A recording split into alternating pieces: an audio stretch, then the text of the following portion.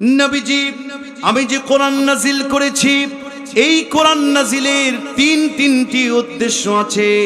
যার এক নম্বর উদ্দেশ্য, আল্লাহ রাব্বুল আলামিন কত চমৎকার করে কোরআনের ভিতরে বাতলিয়ে দিয়েছেন। সবাই যারা পড়েন তারা বলবেন, আল্লাহ রাব্বুল আলামিন বলেন, আলিফ লাম রা কিতাবুন আনজালনাহু ইলাইকা লিতুখরিজান নাসা মিনাজ-জুলুমাতি ইলান-নূর।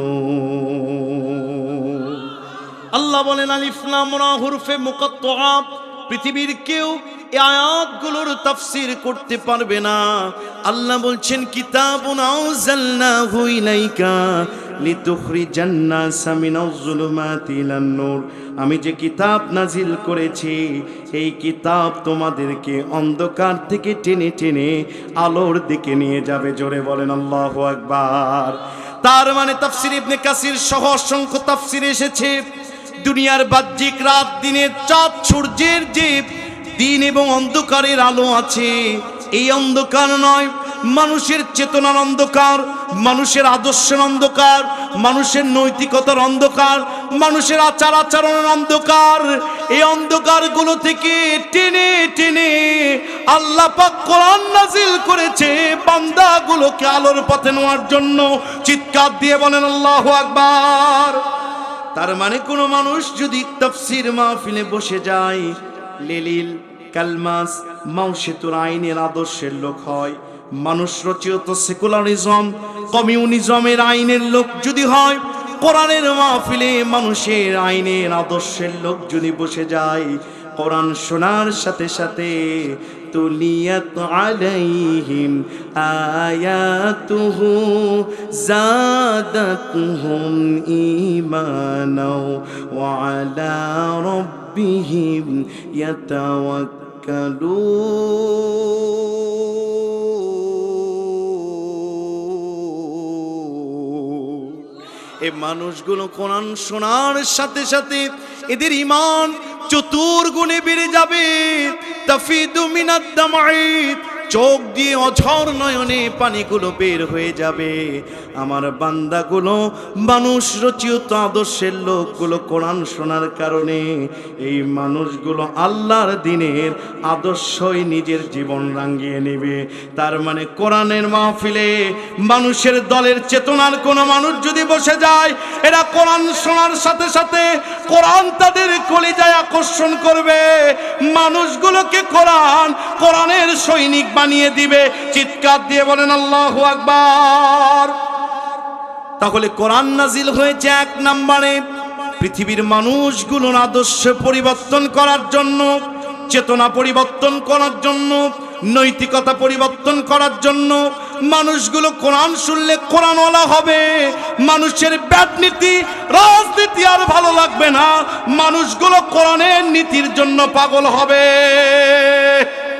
ঠিক কিনা বলেন? কোরআন নাজিল হয়েছে এক নম্বরে আমার আপনার ব্রেন আদর্শ পরিবর্তন করার জন্য। সম্মানিত ভাইরা আমার, কোরআনকে একটু আমরা প্রশ্ন করি, তাফসীর শুরু হয় নাই, যে কোরআন থেকে আমরা একটু তাফসীর শুনবো, সেই কোরআনের একটু পরিচিতি জানার দরকার আছে না নাই? জোরে বলেন আছে না নাই? কোরআন নাজিলের 2 নম্বর উদ্দেশ্য, কোরআনুল কারীমের 21 নম্বর সূরা, সূরার নাম সূরা আম্বিয়া, আয়াত নাম্বার 18।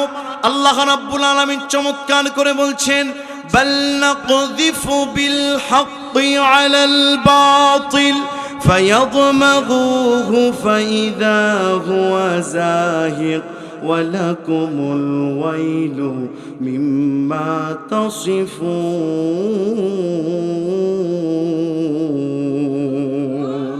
আল্লাহ বলছেন, বাল নাকযিফু বিল হক। হক মানে কি? একটু মনোযোগ দেন। হক মানে কি? হক মানে কোরআন, হুয়াল্লাযী আরসালা রাসূলাহু বিল হুদা ওয়া দীনিল হক লিইয়ুযহিরাহু আলাদ দীনি কুল্লিহি ওয়ালাউ কারিহাল মুশরিকুন ওয়ালাউ কারিহাল কাফিরুন। তাফসীর ইবনে কাসির বলছে, তাফসীরে জালালাইন বলছে, মানুষ রচিত আদিয়ানে বাতিলা সেকুলারিজম কমিউনিজম সফিজমের কবর দেওয়ার জন্য হক নামক কোরআন দিয়া আমার আল্লাহ রাসূল চিৎকার দিয়ে বলেন আল্লাহু আকবার। তার মানে বোঝা গেল হক মানে কোরআন। আরবিতে তামগুন মানে মগজ। কারো মগজে যদি আঘাত দেন, ইটা দিয়ে আঘাত দেন, পাথর দিয়ে আঘাত দেন, বলেন তো মগজ চূর্ণ বিচ্ছিন্ন হবে কিনা? কথা বলেন না কেন? আরো জোরে। ইচ্ছা কাহিনী না, আপনাদেরকে ডাইরেক্ট আস্তে আস্তে তাফসিরে নিয়ে যাচ্ছে, একটু মনোযোগ দিবেন। আল্লাহ বলছেন তামগুন মানে মগজ। মগজের যদি কেউ ইটা দিয়ে আঘাত দেয়, মগজ কিন্তু চূর্ণ বিচ্ছিন্ন হয়ে যায় আমার ভাইয়েরা। আল্লাহ বলছেন বাল নাকযিফু বিল হক, হক নামক কোরআন এই জন্য নাজিল করেছি পৃথিবীতে মানুষের বাতিল যত মতাদর্শ আছে, বন্টন নীতি, রাজনীতি, অর্থনীতি, ব্যাংকিং ব্যবস্থা, শিক্ষা ব্যবস্থা, এরপরে আমার ভাইরা চিকিৎসা ব্যবস্থা, বাণিজ্যিক নীতি, যত নীতি আছে মানুষ রচিত, ইহুদি খ্রিস্টানদের আয়োজিত, দাদা বাবুদের আয়োজিত যত বাতিল মতাদর্শ আছে, এই মতাদর্শের ওপর আঘাত এনে মতাদর্শকে চূর্ণ বিচ্ছিন্ন করে দেওয়ার জন্য আমি কাবার মালিক আল্লাহ কোরআন নাজিল করেছি। তার মানে পৃথিবীতে এই মাহফিলে যদি কোনো মানুষের আইন পালন করার নীতি নিয়ে বসে যায়, হুজুরের কথা তার কলিজায় লেগে যাবে, কলিজা চূর্ণ বিচ্ছিন্ন হবে। এটা মোল্লার কথা না আল্লাহর কথা? একটু মনোযোগ দিবেন। কার কথা? বাল নাকযিফু বিল হক আলাল বাতিল। এই হক নামক কোরআন এসেছে সমস্ত বাতিলগুলোকে চূর্ণ বিচ্ছিন্ন করে কবর রচনা করে দিয়া কোরআনের পার্লামেন্ট কায়েমের জন্য কোরআন এসেছে। কথা বলেন ঠিক কিনা? আল্লাহ বলছেন ফায়াদমাগুহু ফাইদা হুয়া জাহিক। এই পৃথিবীতে কোরআন যখন কায়েম হবে, কোরআন যখন প্রতিষ্ঠা হবে, পৃথিবীতে সমস্ত বাতিলরা কবরের ভিতরে দাবিয়ে যাবে, সমস্ত বাতিলরা মাটির নিচে দাবিয়ে যাবে। তার মানে বাংলাদেশ 56 বছর ধরে স্বাধীন হয়েছে। কেউ বাবার নীতি, কেউ স্বামীর নীতি, কথা কন না কেন, কেউ আপার নীতি দিয়ে দেশ চালাচ্ছে। আল্লাহ বলেন যখন কোরআন একবার পার্লামেন্টে যাবে, সব নীতির একবারে মাটির নিচে কবর হয়ে যাবে। আল্লাহ বলছেন ওয়ালাকুমুল ওয়াইলু মিম্মা তাসিফুন। কিন্তু আমার কিছু বান্দা বান্দি আছে, আমারই খাবে, আমারই পড়বে, নামাজ পড়বে, সিজদা দিবে, দাড়ির অভাব নাই, আতরের অভাব নাই, অথচ আল্লাহর কোরআনের আইনের বিপক্ষে কথা বলবে। যা যা বলছো আমি কাবার মালিক আল্লাহ সব শুনছি। কথা কার? আরো জোরে। তাহলে কোরআন নাজিলের উদ্দেশ্য দুইটি জানলাম। এক নাম্বার, আমাদের চেতনা আদর্শ মগজের সব পরিবর্তন ঘটায় দিয়া কোরআনী চেতনায় আমাদের পরিবর্তন করবে। কথা বলেন, কথা বলেন। নাম্বার 2, সমস্ত বাতিলগুলোকে চূর্ণ বিচ্ছিন্ন করবে। তার মানে আল্লামা সাইদি যখন কোরআনের ময়দানে কথা বলতেন, সাইদির কথাগুলো কোরআন টু কোরআন হতো, বাতিলদের কলিজায় আঘাত লাগতো। আল্লাহ বলেন শোনো শোনো, আমার কোরআন নাজিলের 3 নাম্বার উদ্দেশ্যটা কি? দুনিয়ার মানুষ একটু মনোযোগ দিয়ে শুনবা।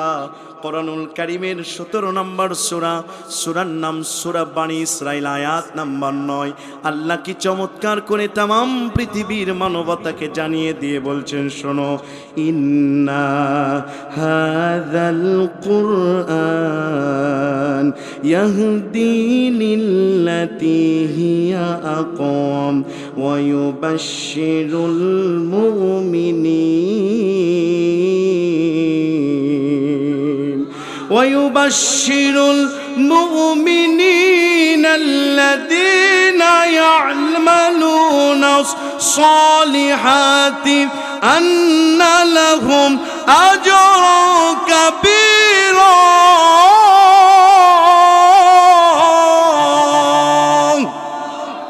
إن هذا القرآن নিশ্চয় কোরআন ইয়াহদি লিল্লাতী হিয়া আকওয়াম, তোমাদেরকে পথ দেখায়, স্ট্রেট ওয়ে জান্নাতের পথ দেখায়।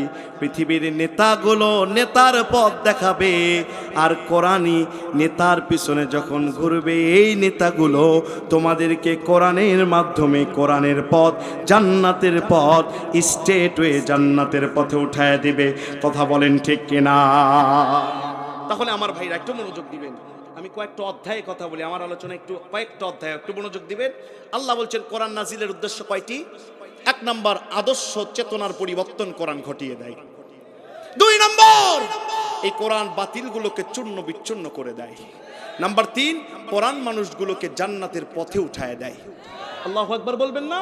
এখন আসেন, আমরা জিজ্ঞেস করলাম, আল্লাহ এই কোরআনটা নাজিল করেছো, কোরআন নাজিলের মূল উদ্দেশ্যটা কি? কোরআন আমাদের জন্য কি একটু বলেন তো, হোয়াট ইজ দ্য কোরআন?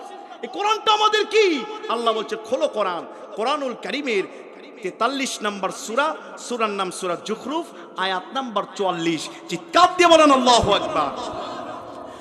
আল্লাহ রাব্বুল আলামিন বলেন, ইন্নাহু লাযিকরুল লাকা ওয়া লিকাওমিকা ওয়া সাওফা তুসআলুন। আল্লাহ রাব্বুল আলামিন বলেন, ইন্নাহু লাযিকরুল লাকা ওয়া লিকাওমিকা ওয়া সাওফা তুসআলুন।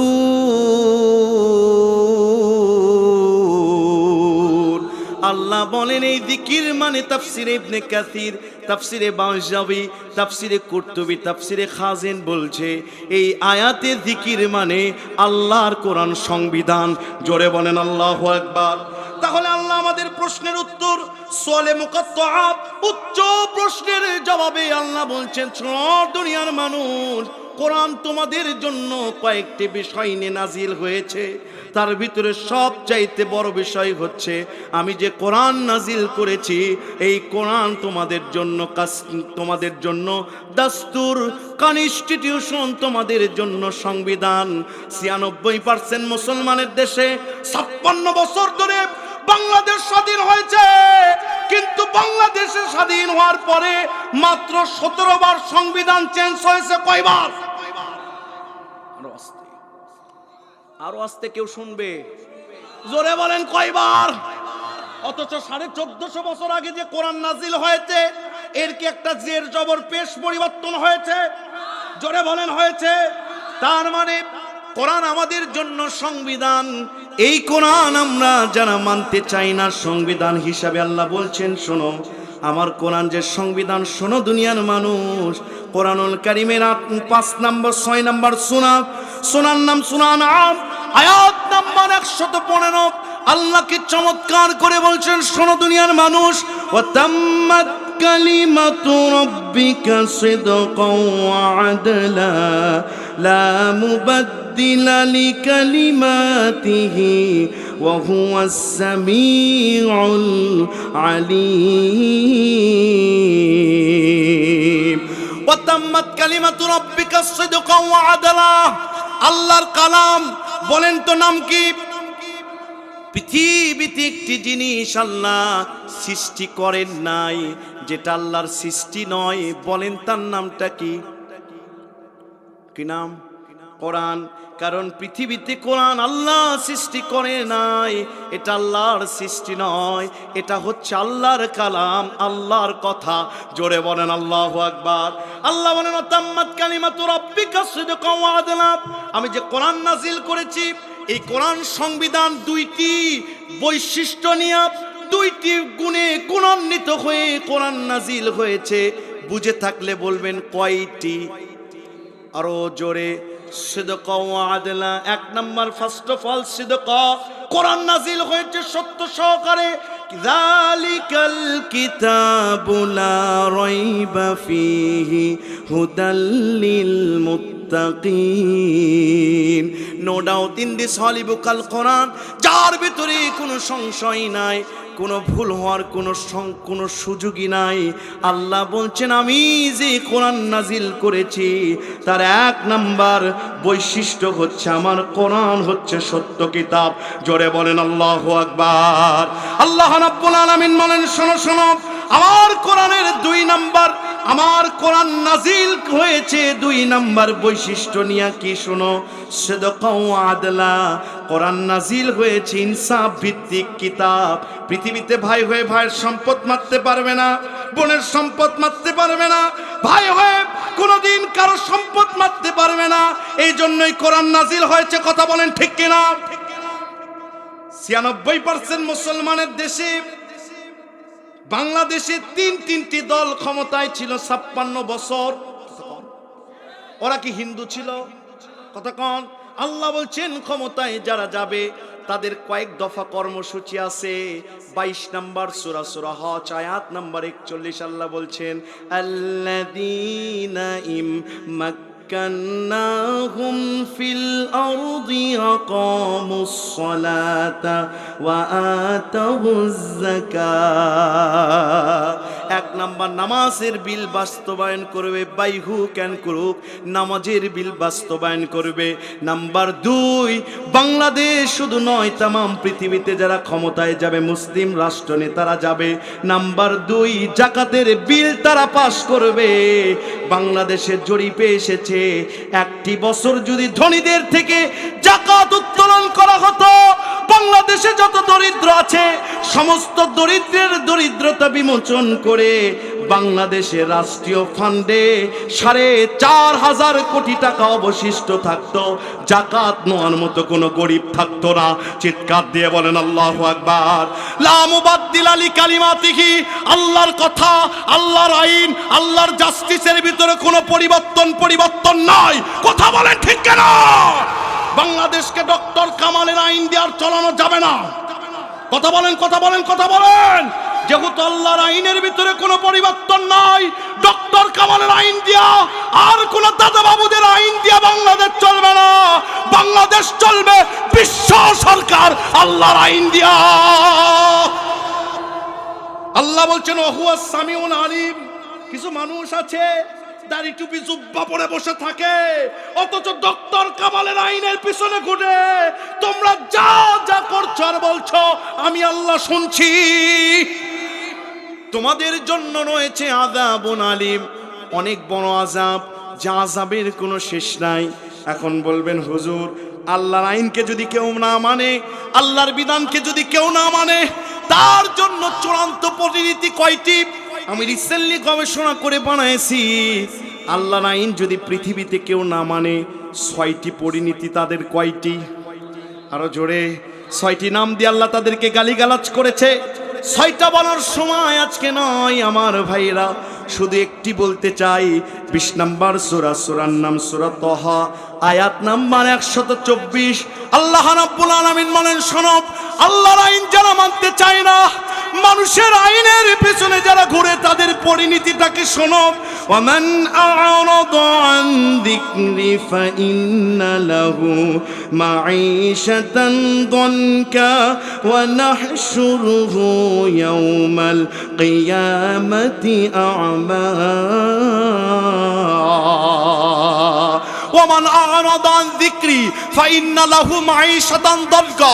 তাফসীর ইবনে কাসির, তাফসীরে জালালাইন, তাফসীরে কুরতুবী, 1 নয় 2 নয়, প্রায় 8টি তাফসীর বলেছে এই সূরা তাহার 124 নম্বর আয়াতে আমার আল্লাহ যে জিকির শব্দ ব্যবহার করেছেন, এই জিকির মানে হচ্ছে আল্লাহর আইন। তার মানে দুনিয়াতে যারা নামাজে আল্লাহর আইন ভালো লাগবে, রোজাতে আল্লাহর আইন ভালো লাগবে, যে মহিলাদের পর্দাতে আল্লাহর আইন ভালো লাগে না, কতক্ষণ এরপরে রাষ্ট্র পরিচালনায় আল্লাহর আইন ভালো লাগে না, ব্যাংকিং ব্যবস্থায় আল্লাহর আইন ভালো লাগে না, সুদনীতিতে অর্থনীতিতে আল্লাহর আইন ভালো লাগে না।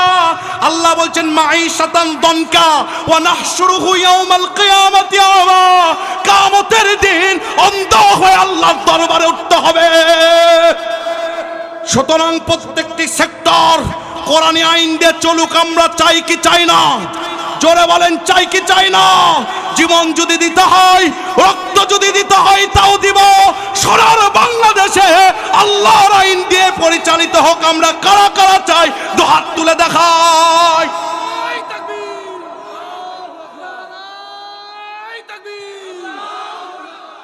তোমার নেতা আমার নেতা,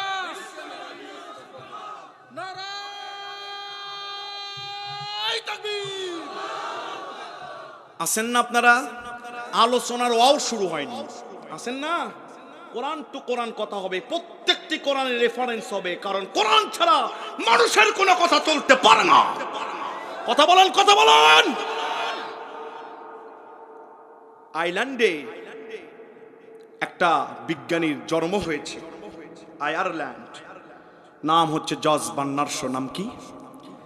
খ্রিস্টান বিজ্ঞানী 40 বছর ধরে ধর্ম জাতির উপর গবেষণা করেছে। 40 বছর পর তার কাছে সাংবাদিকরা যে বলছেন, স্যার একটু বলেন তো পৃথিবীতে শ্রেষ্ঠ জাতি কারা? জর্জ বার্নার্ড শো বলছে, শোনো, এই পৃথিবীতে সবচাইতে শ্রেষ্ঠ জাতি হচ্ছে মুসলমানেরা। সাংবাদিকরা বলছেন, আপনার মাথার আইকিউ মেধা কি ঠিক আছে? আপনি খ্রিস্টান হয়ে কেমনে মুসলমানদেরকে শ্রেষ্ঠ জাতি বলেন? জর্জ বার্নার্ড শো বলছে, আমি যা বলছি ভেবে চিন্তেই বলছি, কারণ মুসলমানেরা শ্রেষ্ঠ জাতি হয়েছে একটি কারণে। সেই কারণটি হচ্ছে মুসলমানদের কাছে আছে পরিবর্তনহীন একটি জীবন ব্যবস্থা, যার নাম আল কোরআন। আর আমাদের যে পৃথিবীতে ধর্ম যত বই আছে, সব ধর্মের ভিতরে কিছু পরিবর্তন আছে না নাই? আছে।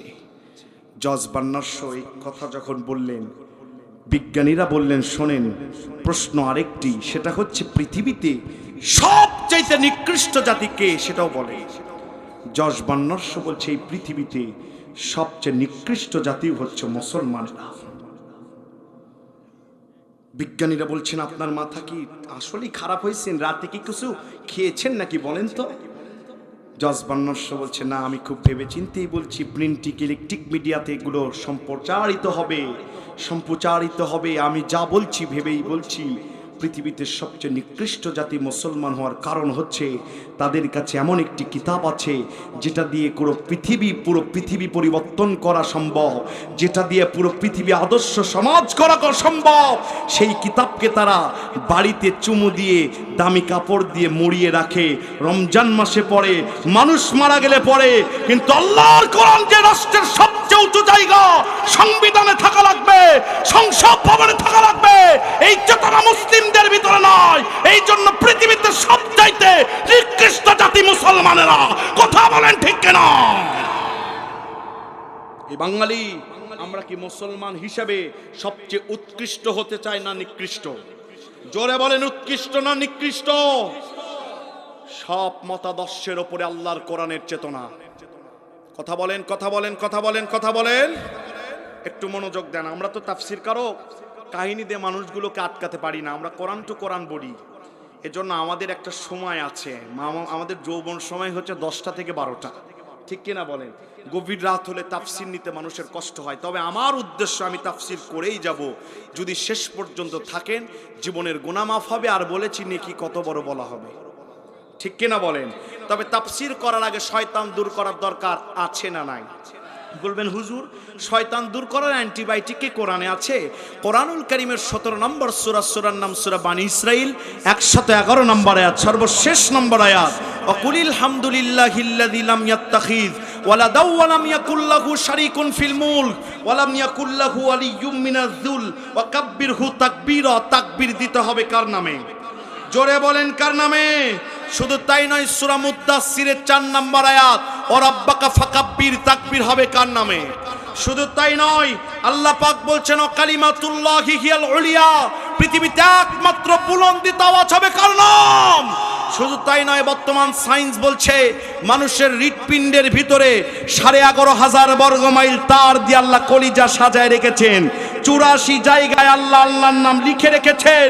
কেউ যদি একবার আল্লাহু আকবার বলে, 3 থেকে 4 মিনিটের জন্য তার হার্ট স্ট্রোক বন্ধ হয়ে যায়। শুধু তাই নয়, রাসূল বলেছেন, তাকবীরাতুন ওয়াহিদাতুন খায়রুম মিনাদ দুনিয়া মা ফিহা। পৃথিবীতে যত স্লোগান আছে, আমার নেতার চরিত্র ফুলের মতো পবিত্র, নামাজ পড়ে না 1 ওয়াক্ত, গাঁজা খায় 5 ওয়াক্ত, আলেমদের প্রতি খুব শক্ত, আছে না নাই? আছে না নাই? সব স্লোগানকে পদদলিত করে দিয়া মুসলমানের একমাত্র স্লোগান হবে লিল্লাহে তাকবীর।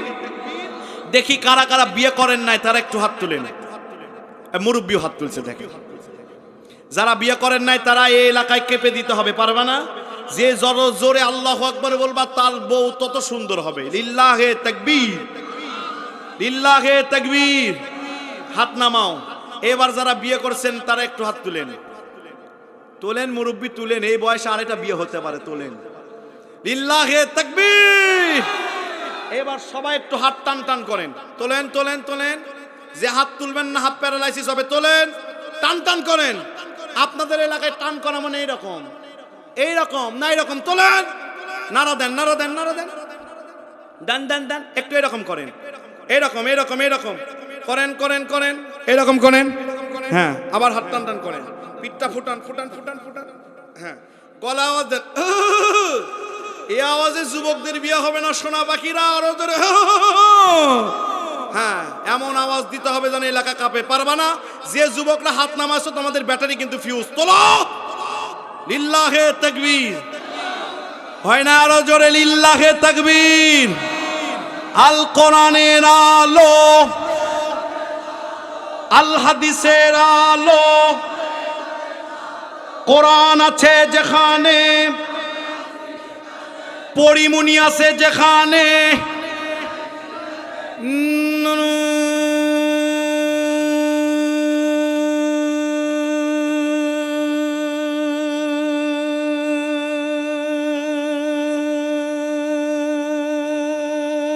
তাকবীর, নারায়ে তাকবীর।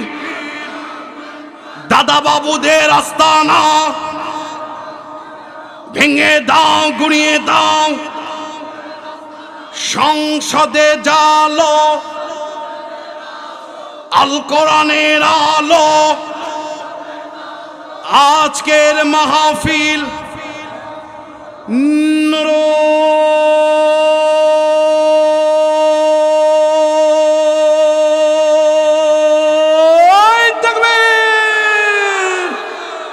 দেশের অবস্থা করুন, মাঝে মধ্যে বক্তা দরকার তরুণ, কথা বলেন ঠিক কিনা?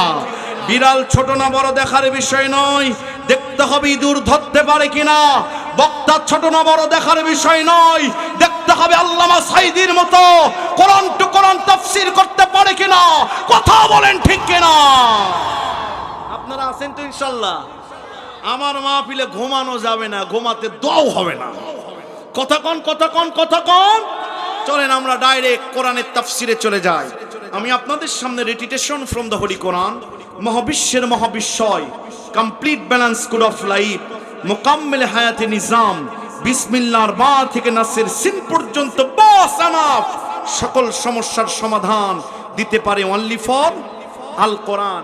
এই কোরআনুল কারীমের 114টি সূরার ভিতরে 99 নম্বর সূরা তিলাওয়াত করেছি। কয় নাম্বার? 99 নম্বর সূরা।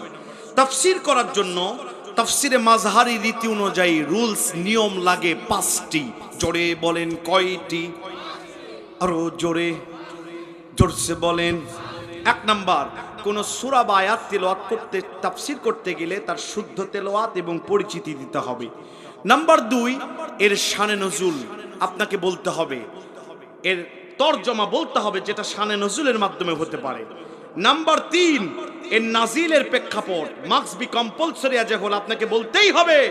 নবীজি বলেছেন কোন মুফাসসির কোরআন থেকে কথা বলল কিন্তু তাফসীর সূরা নাজিলের প্রেক্ষাপট বলল না, সে তাফসীর করে না, তাফসীর বীর রায় করে। তাফসীর বীর রায় করার কারণে বক্তাও যাবে জাহান্নামে, শ্রোতারা যাবে কোথায়? নাম্বার 4, বাস্তব ব্যাখ্যা। নাম্বার 5, শিক্ষা।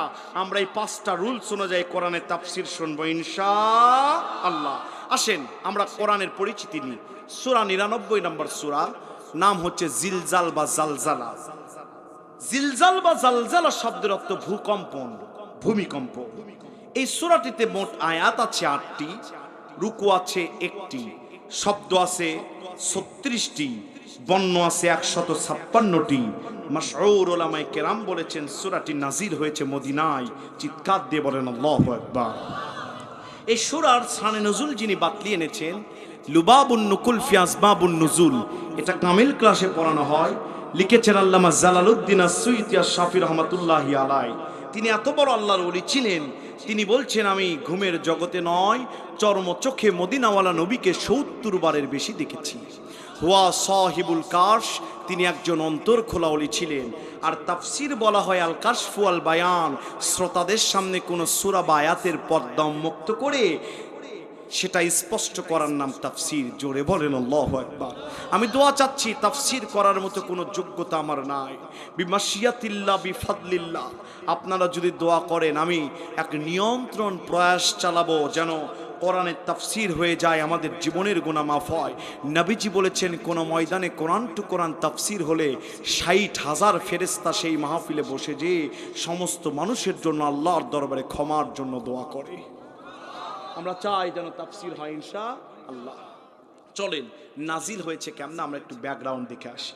আল্লাহর ওলি জালালউদ্দিন আস-সুয়ুতি তিনি বলছেন আল্লাহর নবীজি প্রত্যেক দিন তিনি এশান নামাজ সহ অন্যান্য নামাজ মসজিদুন নববীতে পড়াতে যায়। শত শত সাহাবীরা আমার নবীর জন্য বসে থাকে। সাহাবীরা বলছেন ইয়া রাসূলুল্লাহ, আপনাকে যখন দেখি আমাদের পেটের ক্ষুধা বন্ধ হয়ে যায়। সেই আল্লাহর ওলি জালালউদ্দিন সৈয়দ শাফি রাহমাতুল্লাহি আলাইহি তিনি বলেন আল্লাহর নবীজি বিশ্ব নবী রাহমাতাল লিল আলামিন আমার সোনার নবীজি এশান নামাজ পড়ানোর জন্য মসজিদুন নববীতে যাচ্ছেন।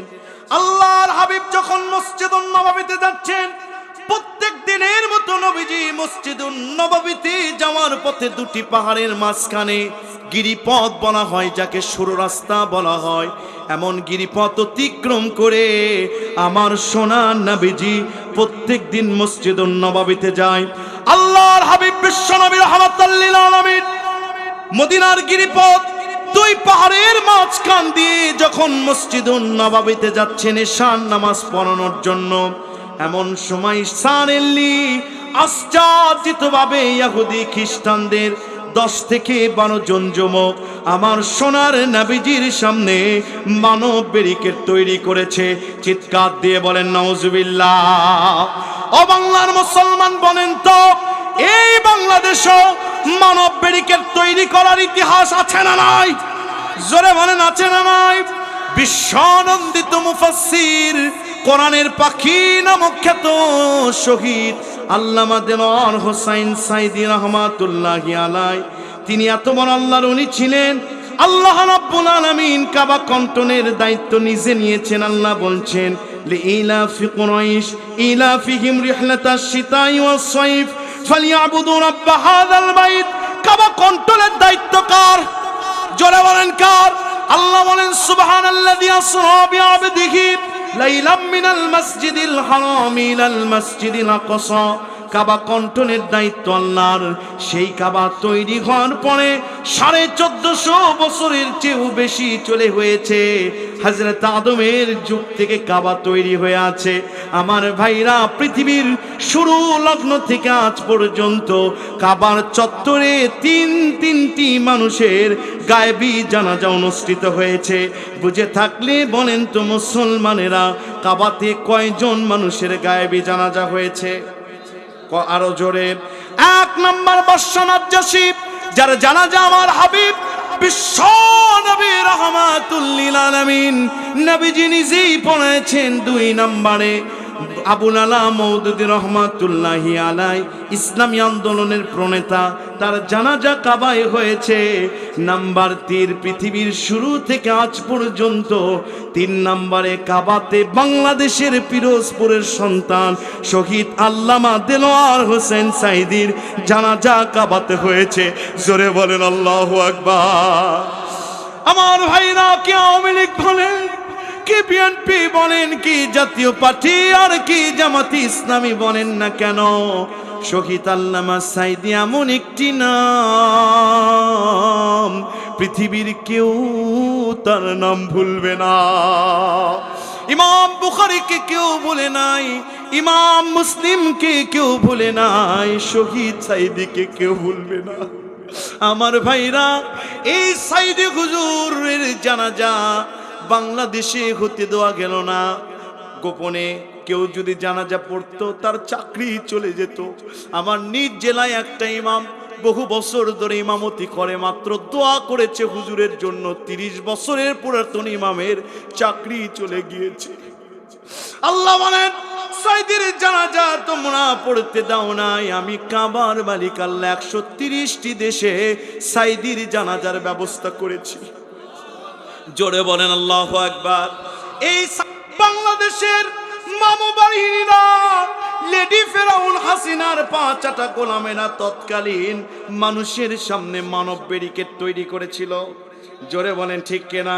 আমার নবীজি বিশ্ব নবীর সামনে ইহুদি খ্রিস্টানেরা মানব ব্যারিকেড তৈরি করেছে, আর ওরা আমার বিশ্ব নন্দিত মুফাসসিরের জানা যায় যেন মানুষ না যেতে পারে, এজন্য মানব ব্যারিকেড তৈরি করেছে। বোঝা গেল ওরা আর এরা খাপে খাপ। জোরে বলেন কথা ঠিক কিনা? আল্লাহর হাবিব বিশ্ব নবী রাহমাতুল লিল আলামিন নবীজি আমার ডাক দিয়ে বলেন, এই যুবকেরা কেন আমার সামনে মানব ব্যারিকেড তৈরি করেছ? যুবকেরা জানো না আমি আল্লাহর হাবিব বিশ্ব নবী দুনিয়াতে তো বসে থাকার জন্য আসি নাই, আমার আল্লাহ একটা মিশন নিয়ে আমাকে প্রেরণ করেছেন। কোরআনুল কারীমের 5 নম্বর সূরা, সূরার নাম সূরা মায়েদা, আয়াত নম্বর 67। আল্লাহ বলেন, আল্লাহ কি চমৎকার করে বলেন, ইয়া আইয়ুহার রাসূলু বাল্লিগ মা উনজিলা ইলাইকা মির রাব্বিক ওয়া ইল্লাম তাফআল ফামা বাল্লাগতা রিসালাতাহু। ইয়া রাসূলুল্লাহ, ইয়া হাবিবাল্লাহ, নবীজি আপনাকে দুনিয়াতে বসে থাকার জন্য আমি কাবার মালিক আল্লাহ প্রেরণ করি নাই। নবীজি আপনাকে কেন প্রেরণ করেছি জানেন নাকি? আপনি পৃথিবীর মানুষের সামনে আল্লাহর কোরআনের তাবলীগ করবেন। বাল্লিগ মা উনজিলা ইলাইকা মির রাব্বিক, কোরআনের তাবলীগ করবেন। কোরআনের তাবলীগ করতে গিয়া হামলা মামলা জেল জরিমানা আসতে পারে, যত হামলা মামলা জেল জরিমানা আসুক, আল্লাহু ইয়াসিমুকা মিনান নাস, আমি কাবার মালিক আল্লাহ দেখে নিব। জোরে বলেন আল্লাহু আকবার। বিশ্বনবী বললেন, যুবকেরা মানব ব্যারিকেড কেন তৈরি করেছো? ওই যুবকেরা মানব ব্যারিকেড ছেড়ে দাও, আমি নবীজি মসজিদুন নববীতে যাব। আমার শত শত সাহাবীরা বসে আছে, ইহুদি খ্রিস্টানদের যুবকদের 10 থেকে 12 জন যুবকদের লিডার আমার নবীজির কাছে এসে বলছে, ও আব্দুল্লাহ ইতিমপোনা মোহাম্মদ, ভেঙ্গে পড়ো না, হতাশ হয়ো না, আমরা তোমার কোনো ক্ষতি করব না। একটা প্রশ্ন তোমাকে করব, দুনিয়ার শুরু থেকে আজ পর্যন্ত কেউ এই প্রশ্নের উত্তর দিতে পারে নাই। আমাদের ধর্মগুরুরা বলেছে এই প্রশ্নের উত্তর আখেরি জামানার পয়গম্বর নবী মুহাম্মদ ছাড়া এই প্রশ্নের উত্তর কেউ দিতে পারবে না। চিৎকার দিয়ে বলেন আল্লাহু আকবার। আল্লাহর হাবিব বিশ্ব নবী রাহমাতুল লিল আলামিন বড় মায়ার নবী ছিলেন, বড় দয়ার নবী ছিলেন। ওয়া মা আরসালনাকা ইল্লা রাহমাতাল লিল আলামিন। This is the big blessing and this is the big mercy and bounties from your Lord. বিশ্ব নবীর চেয়ে মায়ার নবী কেউ ছিলেন না। নবীজি মনে মনে ভাবলেন, আমি যদি ইহুদি খ্রিস্টানদের প্রশ্নের উত্তর দিয়ে দিই, 10 থেকে 12 জন যুবক আজকে আমার হাতে হাত দিয়া তাওবা পড়ে ইসলামের সুচিতল ছায়ে সাবিত হবে, ইসলামের জন্য বড় কল্যাণ সাধিত হবে। যুবকরা বলছে, মোহাম্মদ যদি প্রশ্নের উত্তর অ্যাপ্রোপ্রিয়েট আর যুক্তিসঙ্গত দিতে পারো, আজকে তোমার হাতে কালেমা পড়ে মুসলমান হব। আর যদি উত্তর না দিতে পারো, আকাশে বাতাসে রণিত প্রতিরণিত ধ্বনিত প্রতিধ্বনিত করে দিব, আব্দুল্লাহর ইতিমপোলা মোহাম্মদ এটা হক নবী নয়, এটা হচ্ছে ভণ্ড নবী। চিৎকার দিয়ে বলেন নাউজুবিল্লাহ। আল্লাহর হাবিব বিশ্ব নবী মুহাম্মাদুর রাসূলুল্লাহ নবীজি বড় মায়ার নবী ছিলেন, দয়ার নবীজি বললেন, মা সুআলুকুম মিনাল ইয়াহুদি ওয়ান নাসারা, ও ইহুদি নাসারার যুবকেরা প্রশ্ন কর, প্রশ্নটা কি তাড়াতাড়ি কর। ইহুদি খ্রিস্টানদের যুবক এসে বলছে, আমরা প্রশ্ন করব কিন্তু দলিল নিব।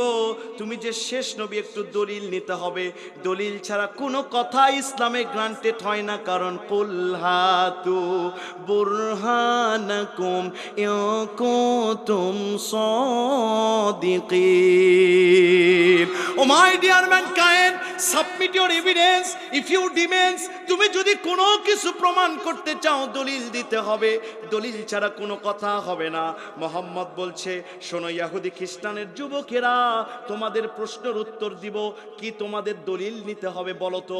বলছে, তুমি কি শেষ নবী, একটু উত্তর দাও, তুমি কি শেষ নবী, একটু প্রমাণ দাও।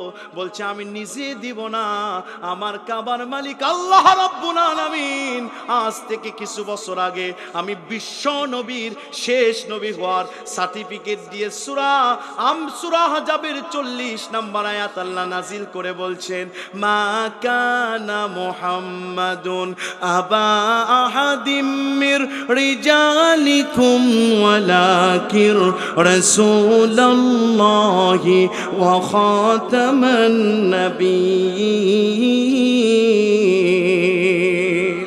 আমি শেষ নবী, আমি আখেরি জামানার নবী, আমি বিশ্ব নবী। নবীজি যখন দলিল দিয়ে দিলেন, ইহুদি খ্রিস্টানদের যুবকদের লিডার আমার নবীর কাছে এসে বলছে, শোনো মোহাম্মদ, প্রশ্নটা হচ্ছে মাতা তাকুমুস সাআ ওয়া কাইফা। মোহাম্মদ বলো তো কিয়ামত কখন কিভাবে হবে? বলেন তো, প্রশ্ন ছোট না বড়? নবীজি কি জানতেন কিয়ামত কিভাবে হবে? কারণ গায়েবের মালিককে। আরো জোরে, নবীজি জানতেন না, যা আল্লাহ না জানাতেন আমার নবীজি তা জানতেন না। আল্লাহর হাবিব বেকায়দার প্রশ্নের সম্মুখীন যখন হলেন, নবীজি মস্তিষ্ক প্রসূত কোনো কথা বলতেন না। মায়ান্তিকু আনিল হাওয়া ইন হুয়া ইল্লা ওয়াহয়ুন ইউহা। নবীজি মস্তিষ্ক প্রসূত কোনো কথা বলতেন না। ইমামে ফখরুদ্দিন রাজি তাফসিরে কাবিরের লেখক বলছে, আমরা চোখ দুটো বন্ধ করলে লাল নীল আলোগুলো দেখতে পাই, লাল কালো সাদা আলোগুলো দেখতে পাই, জোনাকি পোকাগুলো দেখতে পাই। আর আমার নবীজি বেকায়দার প্রশ্নের সম্মুখীন আমার নবীজি যখন হয়ে যেতেন, নবীজি চোখ দুটো বন্ধ করে দিতেন, ধুলক বুলক সারিয়ে সাত আকাশ পাড়ি দিয়ে আমার কাবার মালিক আল্লাহর দরজায় যে মিস কল চলে যেত। আর আল্লাহ নিজেই বলছেন, আল্লাহু ওয়ালিয়ুল্লাযীনা আমানু ইউখরিজুহুম মিনাজ যুলুমাতি ইলান নূর।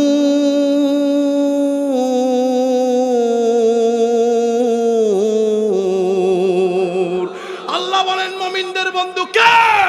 মুমিনদের বন্ধু আমি আল্লাহ।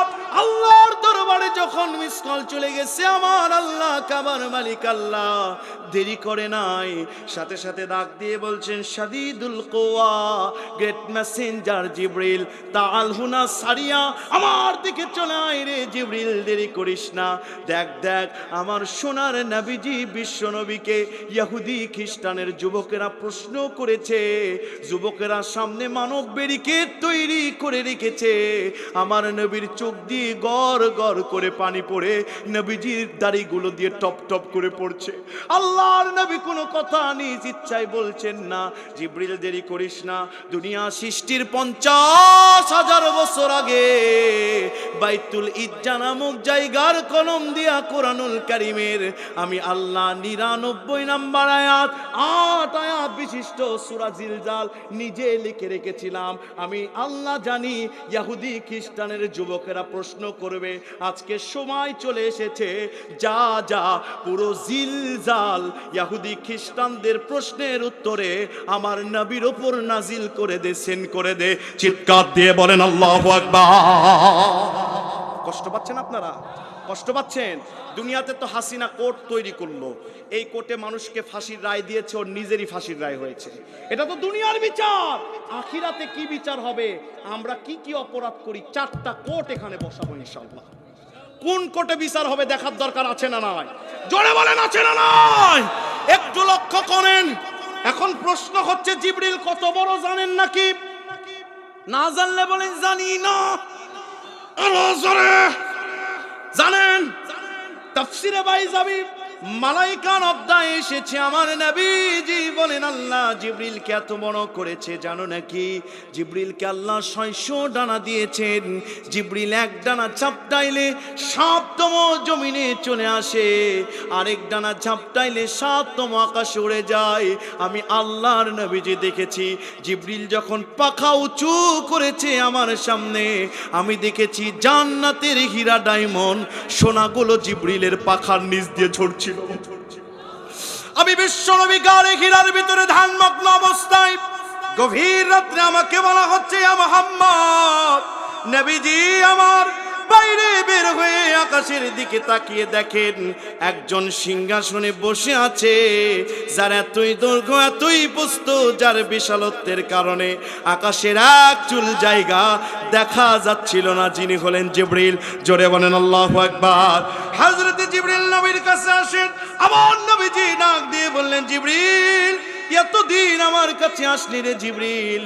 ইব্রাহিম নবীর কাছে গিয়েছিস 10 বার, মুসা নবীর কাছে গিয়েছিস 40 বার, ঈসা নবীর কাছে গিয়েছিস অনেকবার, আমি বিশ্ব নবীর কাছে জিবরিল রে কোরআন নাজিল করেছিস 22 বছর 5 মাস 14 দিনে। জিবরিল রে আমি বিশ্ব নবীর কাছে 24,000 বার তুই এসেছিস। জোরে বলেন আল্লাহু আকবার।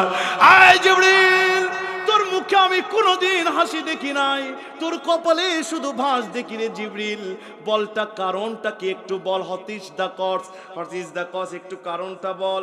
জিবরিল চোখের পানি ছেড়ে দিয়ে বলছেন ইয়া রাসূলুল্লাহ, আমার ওই দিন থেকে মুখের হাসিগুলো উড়ে গিয়েছে ইয়া রাসূলুল্লাহ, যেদিন আমি দেখিয়েছি মানুষের জন্য আল্লাহ জাহান্নাম তৈরি করেছে।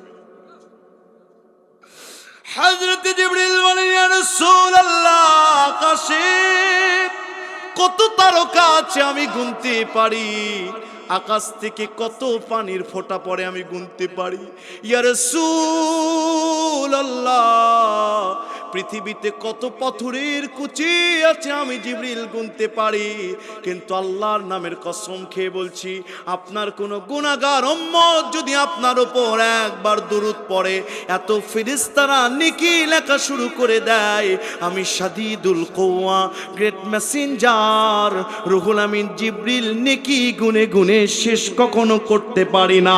জোরে বলেন আল্লাহু আকবার। সেই জিবরিল এসে নবীজির চোখ দিয়ে পানি পড়ছে, অনেক মনোযোগ দিবেন। আমার মন কেন যেন বলছে আমি মুসাফির, কোনোদিন বলি না আমার মন কেন যেন বলছে তাহাজ্জুদের সময় রহমতের দরজাগুলো খুলে গেছে, পুরো মাঠ রহমতের ফেরেশতারা বসে গেছে। কেউ নড়াচড়া করবেন না, মনোযোগ দিবেন। আমার ভাইরা লক্ষ্য করেন, আল্লাহর নবী বিশ্ব নবীর চোখ দিয়ে পানি পড়ছে, নবীজি আমার চুপ করে আছে, ওইদিকে সাহাবীরাও পঙ্গপালের মতো বসে আছে, নবীজির অপেক্ষায় সাহাবীরা কাতারে কাতারে বসে আছে। এশার নামাজের ওয়াক্ত হয়ে গেছে, সাহাবীরা নবীর পিছনে এশার নামাজ পড়বে। আমার নবীজি মসজিদে যেতে দেরি হচ্ছে, সাহাবীরাও টেনশনে পড়ে আছে, নবীও টেনশন, সাহাবীরাও টেনশন। আমার আল্লাহ বললেন দেরি করিস না, সূরা জিলজাল নাজিল করে দে। নবীর ডান কানে এসে হযরতে জিবরিল সালাম দিয়ে বলেন ইয়া রাসূলুল্লাহ, ইয়া হাবিবাল্লাহ, আসসালামু আলাইকুম ইয়া রাসূলুল্লাহ, আসসালামু আলাইকুম ইয়া হাবিবাল্লাহ। নবীজি টেনশন করেন না, ইহুদি খ্রিস্টানদের বেকায়দার প্রশ্নে আল্লাহ সূরা জিলজাল নাজিল করেছেন। ইয়া রাসূলুল্লাহ, চোখ দুটো খুলে দেন, চোখের পানিগুলো মুছে দেন, তাওস্তাসনিয়া আউযু বিল্লাহ বিসমিল্লাহ পড়ে নেন, আর পড়েন ইযা যুলজিলাতিল আরদু জিলজালাহা। নারায়ে তাকবীর। চলবে কতক্ষণ? সারা রাত। একটু মনোযোগ দেন, আছেন তো ইনশাআল্লাহ? আল্লাহর নবী বিশ্ব নবী রাহমাতাল লিল আলামিন নবীজি আমার বললেন ইদা যুলজিলাতিল আরদু জিলজালাহা, পৃথিবী যখন কাঁপতে কাঁপতে থামবে না, যখন কিয়ামত শুরু হয়ে যাবে তখন। আপনারা অনেকে বলবেন হুজুর আপনি তাফসির ভুল করেছেন, আমরা তো গ্রামারগুলো পড়ে দেখেছি, আমরা তো তরজমাগুলো পড়ে দেখেছি, পৃথিবী যেদিন কাঁপবে কিয়ামত হবে তখন। আর আপনি বলছেন পৃথিবী কাঁপতে থাকবে, থামবে না, যখন কিয়ামত হবে তখন। প্রশ্ন আছে না নাই? প্যাস আছে না নাই? তাফসীর বলা হয় প্যাস লাগিয়ে দাও, প্যাস খুলে দাও। চিৎকার দিয়ে বলেন আল্লাহু আকবার। ভাইরা আমার, বাবাজিরা আমার, লক্ষ্য করেন, তাফসীর করতে গেলে একটু মনোযোগ দিবেন। ওরা বলেছিলেন মাতা, মাতা মানে কি? মাতা মানে কখন? মাতা মানে কখন? কখন কিয়ামত হবে? আল্লাহ কোরআন বোঝাতে গিয়ে এক চুল অতিরিক্ত কথা বলে নাই। আল্লাহ বলছেন ইজা মানে যখন। আল্লাহু আকবার বলেন। ওরা বলছেন মাতা, কখন কিয়ামত হবে? আল্লাহ বলছেন ইদা জুলজিলাতিল আরদু জিলজালাহা, পৃথিবী কাঁপতে কাঁপতে থামবে না যখন, কিয়ামত শুরু হয়ে যাবে তখন। বলেন তো পৃথিবী আজও কাঁপে কিনা? কিয়ামত হয়? জোরে বলেন হয়। 2019 সাল, ওই দলের নেতা চিনতেছেন তো, ঢাকা গুলশানে সারাদিন ঘুষের টাকা নিয়ে ব্যাংক তো ভরাইছে, বুঝেন নাই? 10 তালে উঠতেছে শীতের রাত, নেতাকে সেলুট দিয়েছে। নেতা সেলুট নিয়ে লিফট দিয়ে শাঁ করে 10 তালে উঠে ঘুম। ওদের তো আবার নামাজ লাগে না, আবার কারো কারো এক রাতে 70 রাকাত পড়ে। কেউ কেউ আর বলে লাকুম দিনুকুম ওয়ালিয়া দিন, বুখারীর হাদিস। কথা কন। চোর যে চুরি করে এর কথা তাদের, আমি চুরি করিনি শুনলেই বোঝা যায়। কথা কন ঠিক কিনা?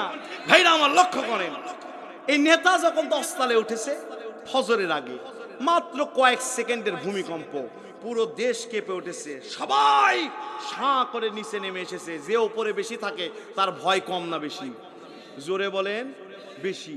আমার ভাইরা, এক পর্যায়ে নেতা যখন ওপরে, ভূমিকম্প হয়েছে, নেতাও শাঁ করে লিফট দিয়ে নেমে এসেছে। নেতাকে দেখে দারোয়ানও সেলুট দেয় না, কেউ আর সালাম দেয় না, সবাই চোখ দুটো এরকম ধরেছে।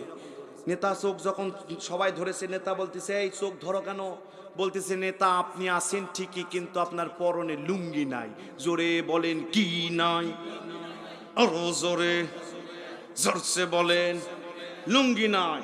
যে আল্লাহ 10 তলায় নেতাকে সেলুট দিয়ে উঠাতে পারলো, ওই আল্লাহ লুঙ্গি ছাড়া নামাইছে। যে আল্লাহ 16 বছর ক্ষমতায় রেখেছিল, আলেমদের সাথে বেয়াদবি করার কারণে লুঙ্গি নাই যে নিকৃষ্ট অপমান দিয়া বাংলাদেশ থেকে বিদায় করেছে। কথা বলেন ঠিক কিনা? বুঝলে বুঝপাতা, না বুঝলে আসো তো যুবকেরা, তোমাদের জন্য অনেক কিছু আছে, একটু থামো দেখো কি হয়। আজকে ফজর হয়ে যাবে তাই না? কিন্তু অতক্ষণ না, আসি আর কয়েক মিনিট, ইনশাআল্লাহ চলবে তো। ভাইরা আমার, পৃথিবী আজও কাঁপে, কিয়ামত হয় না। যদি তরজমা করা হয় পৃথিবী যখন কাঁপবে, তখন সংশয়বাদী আর নৈরাজ্যবাদীরা কোরআনের ওপর হাত তুলবে। আর কোরআন বলছেন যালিকাল কিতাবু লা রাইবা ফীহি হুদাল লিল মুত্তাকিন। নো ডাউট ইন দি সলিবুকাল কোরআন, কোরআনের ভিতরে কোনো সংশয় নাই। আজ থেকে কয়েকদিন আগে ভূমিকম্প হয়েছিল কিনা? 21 তারিখ আমার মাহফিল ছিল সাতক্ষীরা শহরে। আমি সাতক্ষীরায় মাহফিলে গেলাম, দ্বিতীয় বক্তা ছিল ঢাকার। এসে বলছে হুজুর আমি তো 4 তলা নিচতলায় থাকি, আল্লাহ আমাকে 3টা সন্তান দিয়েছে। ভূমিকম্প কয়েক সেকেন্ডের হয়েছে, আমি 2টা সন্তান নিয়ে বের হয়েছি। 6 মাসের একটা সন্তান আমার কোলের, এই সন্তানকে আমি আমার স্ত্রী রেখে চলে এসেছি। আল্লাহর কসম ওই সন্তানের কথা মনেই নাই। হুজুর আমি ওই দিন বুঝতে পেরেছি ইয়াউমা ইয়াফিরুল মারউ মিন আখিহি ওয়া উম্মিহি ওয়া আবিহি ওয়া সাহিবাতি ওয়া বানি। কেউ কারো ভাইরা আমার, কিয়ামত কেমনে হবে আপনাদেরকে একটু সায়েন্সের দিকে নিয়ে যাব। গভীর রাত গ্রামাটিক্যাল বুঝবেন না, তবে আমার মন বলছে পরীক্ষা দিয়েছেন, রোল নাম্বার লেখেন নাই, পাস করবেন না। ওয়াজ শুনেছেন, দোয়া করেন নাই, পাস হবে না। কথা বলেন ঠিক কিনা? একটু মনোযোগ সহকারে শোনেন আমার ভাইরা, লক্ষ্য করেন পৃথিবী কেমনে কাঁপবে। নাসার বিজ্ঞানীরা বলছে শোনো দুনিয়ার মানুষ, দুনিয়া থেকে প্রথম আকাশের দূরত্ব হচ্ছে 500 বছরের রাস্তা। আজ পর্যন্ত কোনো বিজ্ঞানী আবিষ্কার করে বলতে পারে নাই এটা আলোর গতি না স্বাভাবিক গতি। আমার ভাইরা, তাফসীরে জাবরি বলছে দুনিয়া থেকে প্রথম আকাশের দূরত্ব হচ্ছে 13 কোটি 30 লক্ষ মাইল। কত? 13,30,00,000 মাইল। প্রথম আকাশ আল্লাহ তৈরি করেছেন কাঁচ দিয়া, দ্বিতীয় আকাশ তৈরি করেছেন তামা দিয়া, তৃতীয় আকাশ তৈরি করেছেন লোহা দিয়া, চতুর্থ আকাশ তৈরি করেছেন রূপা দিয়া, পঞ্চম আকাশ আমার আল্লাহ তৈরি করেছেন 22 ক্যারেটের সোনা দিয়া, ষষ্ঠ আকাশ আল্লাহ তৈরি করেছেন লাল ইয়াকুত পাথর, যেটা সোনার চেয়ে 27 গুণ দাম বেশি। সপ্তম আকাশ আমার আল্লাহ তৈরি করেছেন সাদা হীরা ডায়মন্ড দিয়া। আমার ভাইরা তাফসিরে জাবিরি বলছে একটা আকাশ থেকে আরেকটা আকাশের দূরত্ব হচ্ছে 13,30,00,000 মাইল, এক একটা আকাশের ঘনত্ব হচ্ছে 13,30,00,000 মাইল। সপ্তম আকাশের বর্ণনা দিতে গিয়ে মুফাসসির কলম থেমে দিয়ে বলছে আল্লাহু আ'লামু বিমারাদিহি, পৃথিবীর কেউ বলতে পারবে না এখান থেকে আমার আল্লাহর আরশ কত দূর, পৃথিবীর কেউ আজ পর্যন্ত বলতে পারবে না। চিৎকার দিয়ে বলেন আল্লাহু আকবার। আল্লাহ 6টি জিনিসকে আজিম বলেছেন। কয়টি? আরো জোরে। 1 নম্বর আল্লাহ কোরআনকে বলেছেন আজিম। আল্লাহ আয়াতুল কুরসির ভিতরে তার নামকে বলেছেন আজিম। আল্লাহ তার আরশকে বলেছেন আরশুল আজিম। আমার আল্লাহ কিয়ামতের ভূমিকম্পকে বলেছেন ইন্না জালজালাতাস সাআতি শাইউন আজিম। আমার আল্লাহ বলেছেন আমার নবীর চরিত্রকে ওয়া ইন্নাকা লাআলা খুলুকিন আজিম, and verily you are most exceptional morals. আজিম মানে যার শুরু আছে শেষ নাই। আল্লাহ জাহান্নামের আযাবকে বলেছেন আযাবুন আজিম, তার মানে পৃথিবীর কোন মুফাসসির জাহান্নামের বর্ণনা করতে করতে মুফাসসিরদের জীবন শেষ হয়ে যাবে। আল্লাহর জাহান্নাম কত ভয়ানক পৃথিবীর কোন মুফাসসির পরিপূর্ণ বলে বোঝাতে পারবে না। আল্লাহ এমন আকাশ তৈরি করেছেন, বিজ্ঞানীরা বলেন প্রথম আকাশের ভিতরে আল্লাহ দিয়েছেন আলফায়ে আলফাবি নেহারিকা পুঞ্জ, চাঁদ, সূর্য, নক্ষত্র। যেই সূর্য দুনিয়া থেকে 13,30,00,000 মাইল বড়, যেই সূর্যকে 1 সেকেন্ড জ্বালানোর জন্য আমার আল্লাহর বিদ্যুৎ খরচ হয় 40,000 ফারেনহাইট বিদ্যুৎ আল্লাহর খরচ হয়। এই সূর্য নক্ষত্রের কেন্দ্রের ব্যাস থেকে 30,00,000 মাইল দূরে, সূর্যের তেমন অস্তিত্বই পাওয়া যায় না। এত বড় বড় সূর্য আমার আল্লাহ তৈরি করেছেন। বিজ্ঞানীরা বলেন আমার আল্লাহ তৈরি করেছেন ব্ল্যাক হোল। যেই ব্ল্যাক হোল এত বড় জানো নাকি, ছোট্ট বাচ্চার মুখের ভিতরে যদি একটা চকলেট দিয়ে দেওয়া হয়, চকলেট যেমন নিমিষেই গায়েব হয়ে যায়, আল্লাহর চাঁদ, সূর্য, নিহারিকা পুঞ্জ, সব নক্ষত্র যদি ব্ল্যাক হোলের ভিতরে ঢুকে দেওয়া হয়, সঙ্গে সঙ্গে সব নিমিষে গায়েব হয়ে যাবে। বিজ্ঞানীরা বলেন শোনো দুনিয়ার মানুষ, আমার হাবিব কি বলেছে? নবীজি বলেন সাহারা মরুভূমির ভিতরে একটা আংটির অস্তিত্ব যেমন সামান্য, আমার গুনাহগার উম্মতেরা শোনো, আল্লাহর একটা আকাশের কাছে আরেকটা আকাশ এরকম সামান্য। এত বড় আকাশ আল্লাহ তৈরি করেছেন। কোরআন বলছেন ইযা জুলজিলাতিল আরদু জিলজালাহা, যখন হযরত ইসরাফিল ফু দিয়ে দিবে, পড়ে যাবে চাঁদ সোনার আকাশ, পড়ে যাবে লোহার আকাশ, পড়ে যাবে কাচের আকাশ, পড়ে যাবে রূপার আকাশ, পড়ে যাবে লাল ইয়াকুত পাথরের আকাশ, পড়ে যাবে চাঁদ, পড়ে যাবে সূর্য, পড়ে যাবে নাহারিকা পুঞ্জ, পড়ে যাবে ব্ল্যাক হোল, পড়ে যাবে ডায়মন্ডের আকাশ। এক এক করে ঠাস ঠাস করে ফেটে জমিনে পড়ে যাবে না যতক্ষণ কিয়ামত শুরু হবে না ততক্ষণ। চিৎকার দিয়ে বলেন আল্লাহু আকবার। নাসার বিজ্ঞানী কয়েক বছর আগে রাশিয়ার বিজ্ঞানীরা 11 বছর গবেষণা করে মাটির 1100 কিলোমিটার নিচে খুলল। করার পরে তাদের যে যন্ত্র আছে, এই যন্ত্রগুলো মাটির নিচে লাভা আগ্নেয়গিরির কারণে গলে যাওয়া শুরু করে। 1 বছর গবেষণা করে অত্যাধুনিক যন্ত্র তৈরি করেছে। মাটির নিচে আরেক বছর খুঁড়ে একটু ফাঁকা হয়েছে, ইথার যন্ত্রগুলো লাগিয়ে দেখে মাটির নিচ থেকে মানুষের বাঁচাও বাঁচাও কান্নার আওয়াজ আসছে। মুফাসসিরদের কাছে যে বলছে এগুলো কি, মাটির নিচে কেন মানুষের আওয়াজ? মুফাসসির বলছে আর খুলবে না, কেঁচো খুঁড়তে যে সাপ বের হবে, মাটির নিচে আল্লাহ জাহান্নাম তৈরি করেছে। 7টা স্তর আল্লাহ মাটির নিচে দিয়েছে।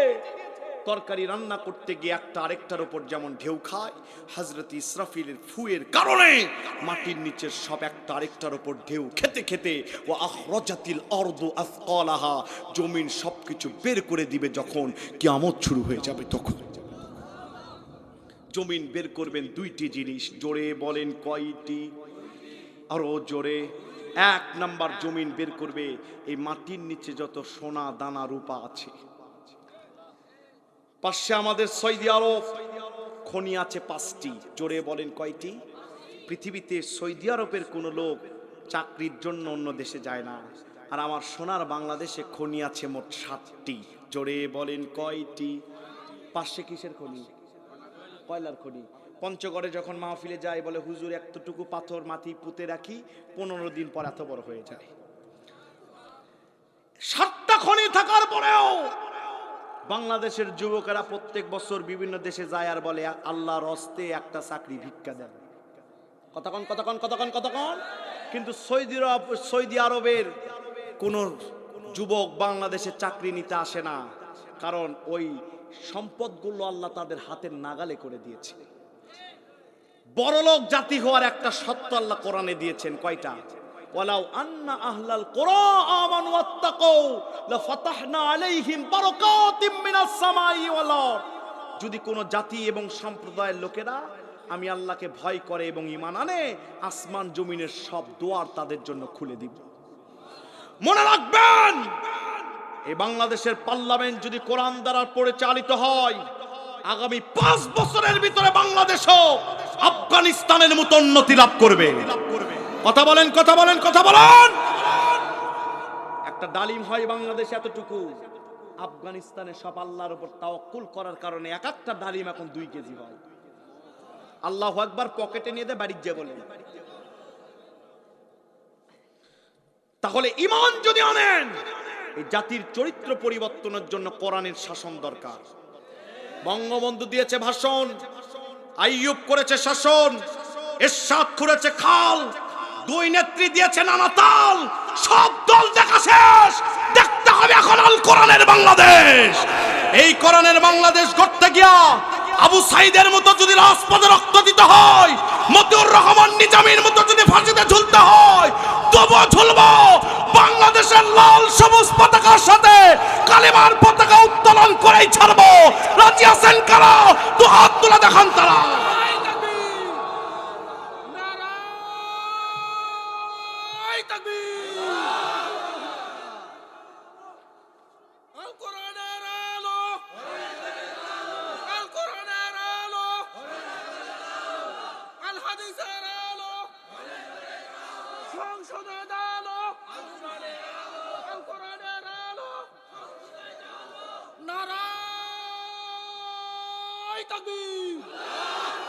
বলি আলহামদুলিল্লাহ। আলহামদুলিল্লাহ। মাটি বের করে দিবে একটি জিনিস, সেটা হচ্ছে সোনাদানা রূপা। আমি রিসেন্টলি গবেষণা করে বানাইছি 10টি জিনিস দেহের ভিতরে কিয়ামতের দিন আমাদের বিপক্ষে সাক্ষী দিবে। তার একটি হচ্ছে হাত, ইয়াদাইহি, নিজের হাতগুলো কামড়াবে আর বলবে শোনো, এই সম্পদের জন্যই তো ভাই হয়ে ভাইয়ের সম্পদ মেরেছি। কতক্ষণ। এই সম্পদের জন্যই তো জমির আলগুলো ঠেলে দিয়েছি। এই মানুষগুলোকে কিয়ামতের দিন আফসোস যিনি করাবেন তিনি কে? 2 নম্বরে মাটি বের করে দিবে কে কোথায় বসে থেকে কার বিরুদ্ধে কর্মসূচি দিয়েছে। তাফসীর মাহফিল যুবকের আয়োজন করেছে, তাফসীর মাহফিল কমিটির আয়োজন করেছে, টাকা দেওয়ার নাম নেয়, বসার নাম নেয়, চার দোকানে বসে ভুল ধরেছে আর গীবত করেছে। এমন আল্লাহর ওলি হইল কই নয়, এদের সাফাত দাঁত সেদিন সোজা করে দিবে। কথা কন। আল্লাহ বলছেন শোনো, কে কি আর বিরুদ্ধে কি বলেছে আমি মাটি সেদিন বলে দিব। সামান্য টাকলা মুরাদের কয়েক সেকেন্ড ফাঁস হওয়ার কারণে মন্ত্রিত্ব চলে গেছে। ও যুবক, জীবনে কি করেছো সব সেদিন ফাঁস হয়ে যাবে। ওয়া আখরাজাতিল আরদু আসকালাহা, মাটি এগুলো বের করে দিবে কার হুকুমে? আরো জোরে কোরআন বলছেন শোনো, ওয়াকালাল ইনসানু মা লাহা, সংশয়বাদী আর নৈরাজ্যবাদীরা বলবে পৃথিবীর কি হলো রে, পৃথিবী এগুলো মাটি এগুলো বের করে দেয় কেন? আলেম ওলামা বলবেন হুজুর আবার তাফসীর ভুল করেছেন, আপনি বলছেন সংশয়বাদী আর নৈরাজ্যবাদীরা, আর আল্লাহ বলেছেন ইনসান নিসিয়ন থেকে গঠিত, ইনসান মানে মানুষ। আপনি বলবেন আমার ভাইরা আল্লাহ তো নিজে বলেছে মানুষ, আপনি কেন সংশয়বাদী আর নৈরাজ্যবাদী বলছেন? প্যাস আছে না নাই? জোরে বলেন আছে না নাই? তাফসীর বুঝতে গেলে হাদিস বুঝতে হবে আমার ভাইরা। নবীজি বলেছেন লা তাকুমুস সাআ হাত্তা ইউকালা ফিল আরদি আল্লাহ আল্লাহ। ওই দিন পর্যন্ত পৃথিবীতে কিয়ামত হবে না যেই দিন একটা মানুষ আল্লাহ আল্লাহ ডাকনেওয়ালা লোক থাকবে। তার মানে আল্লাহ আল্লাহ ডাকনেওয়ালা লোকগুলো পৃথিবী থেকে বিদায় হয়ে যাবে। ক্যাসিনো যারা তৈরি করতে চায়, মানুষের আইন যারা তৈরি করতে চায়, এই মানুষের উপর যিনি কিয়ামত নাজিল করবে বুঝে থাকলে বলেন তো তার নাম কি? কোরআন বলছেন শোনো, ইয়াউমাইদিন তুহাদ্দিসু আখবারাহা, সব খবরগুলো সেদিন বের হবে। কারামান কাতিবিন সব বলে দিবে, বিআন্না রাব্বাকা ওয়াহালাহা, তার রবের হুকুমে বলে দিবে। ইয়াউমাইযি ইয়াসদুরুন নাসু আশতাতান লিইউরাউ আমালাহুম, মানুষ দলে দলে বের হয়ে যাবে। চিৎকার দিয়ে বলেন আল্লাহু আকবার। আচ্ছা, কিছু মানুষ যে উঠতেছে এদের কি হয়েছে বলেন তো? গভীর রাতে ঘুম ধরছে, তাই না? তাফসীর না শুনে যদি কিচ্ছা কাহিনী হতো পাগল হয়ে যেত। কতক্ষণ কিছু যুবকরা উঠতেছে। আমার ভাইরা শোনেন, আমি যদি এখানে প্রায় 2 ঘন্টা ধরে বসে আছি, আমি যদি হুজুরকে বলি হুজুর আপনি একটু 10 মিনিট আমি যাচ্ছি, আমার একটু প্রাকৃতিক চাপ লাগছে, প্রসাব লাগছে, আপনারাই বলবেন ঢাকা থেকে কি হুজুর আনছিল রে, ওয়াজ করতে করতে মুখ পার যায়। তা আমি যদি উঠে যাই এই হয়, আপনি উঠে যান, তাহলে কোনো যুবক যদি উঠবে মনে করবেন ওর তার সমস্যা আছে। তুমি 2 ঘন্টা বসে থাকতে পারো না, তুমি 20 বছর বউ চালাবে কেমনে? কতক্ষণ। আর কিছু মুরব্বী যদি ওঠে, মনে রাখবেন চাষির প্যারা আছে। এক মাহফিলে মুরব্বীকে বললাম বাড়ি নাই যাবেন না? কয় না বাবা যাবো না, এখানে শুয়ে থাকবো। কেন যাবেন না? কয় বাবা বাড়ির যেটা আছে ওটা মানুষ না, ওটা কাউয়ের জাত। কিসের জাত? তাহলে যে মুরব্বী উঠে যাবে মনে করবেন চাষির প্যারা আছে। কথা বলেন ঠিক কিনা? দেখেন কে উঠে, যে উঠবে মনে করবেন তার কি সমস্যা। আর বললাম না, আপনারা বুঝে নেন। আছেন তো ইনশাল্লাহ? আছেন তো? আর যদি আধা ঘন্টা চলে, আমি গত রাত্রে প্রায় 3.5 ঘন্টা তাফসীর করেছি এখানে। 10টায় উঠলে 1টা পর্যন্ত তাফসীর হতো, কিন্তু রাত 12টায় উঠেছি, 3টা পর্যন্ত কি আর চলে না। আমি আধা ঘন্টা চলাবো। আছেন না আপনারা? নারায়ে তাকবীর। ভাইরা আমার, বাবাজিরা আমার, কিয়ামতের দিন দল বের হবে। আমার আল্লাহ ডাক দিয়ে বলবেন এই আজরাইল পৃথিবীর মানুষের জীবনগুলো কবজ করে নিয়ে আয়।